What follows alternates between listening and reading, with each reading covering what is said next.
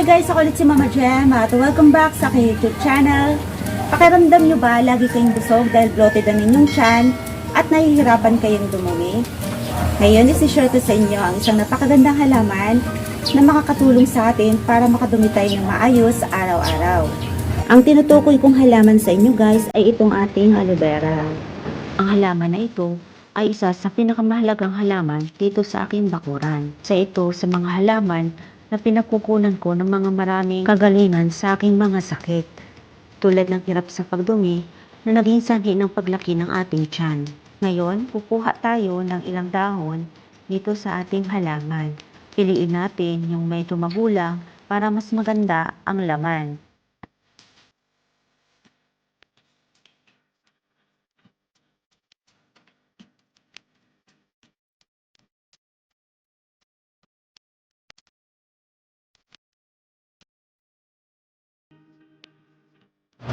So ngayon guys, ay ito na yung ating nakuha aloe vera. Huhugasan natin ito ng mabuti para matanggal yung mga lupa-lupa na napapasama dito.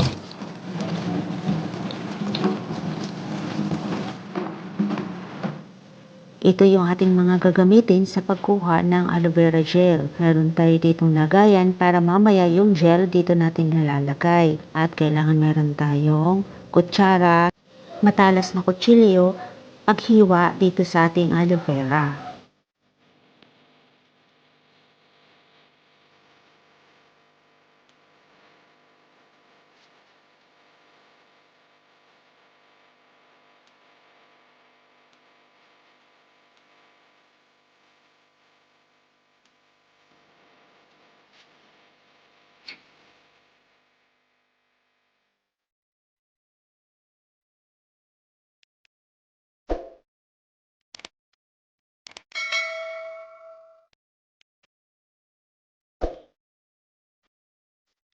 Ito na lahat yung aloe vera gel na nakuha natin at ngayon ilalagay na natin ito sa garapon para ma-preserve po yung iba para may magamit po tayo para sa susunod na araw.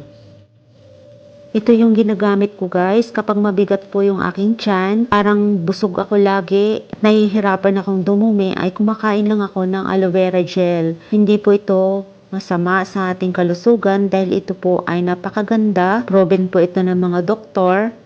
At ilang taon ko na rin po itong ginagawa. At salamat sa Diyos dahil sa halaman na ito ay napapanatiling malusog ang aking tiyan.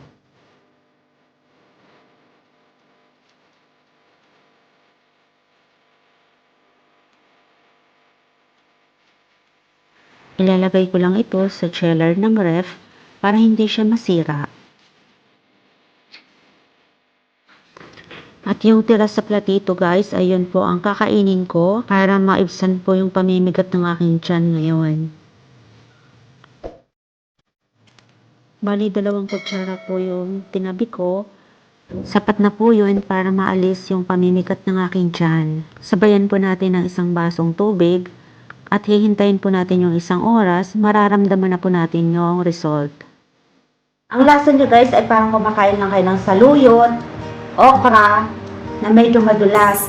Pero wala ka na pong ibang malalasahan doon. Yung natural na lasa na ng aloe vera pero hindi po siya mapait o mapakla. Kung natural na mahilig kayo sa gulay ay hindi nyo po mararamdaman, nakakaiba yung lasa niya. Huwag nyo isipin na ang kinakain nyo ay madulas or nakakasuka. Ang isipin na lang po natin ay nakakagaling ito sa ating mga karamdaman. Yan lang po ang share ko sa inyo ngayon. Sana po ay makatulong. At pabigay naman po ng thumbs up kung nagustuhan niyo po. At pa-share na rin sa iba para po makatulong tayo.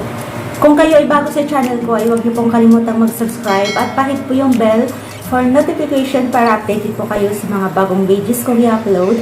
Maraming salamat sa support at panonood. God bless po sa ating lahat. Hanggang sa muli. Bye!